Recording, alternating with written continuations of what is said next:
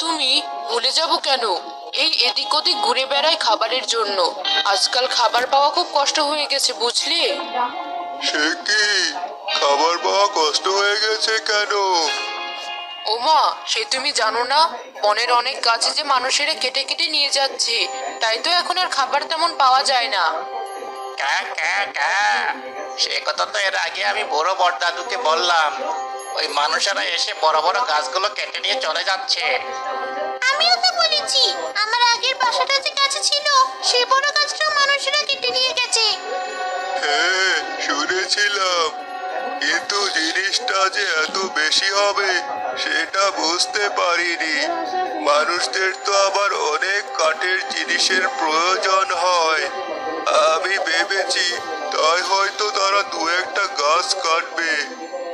সে যাই হোক, তুমি এখন আমাদের একটা গল্প শোনাও দেখি। অনেকদিন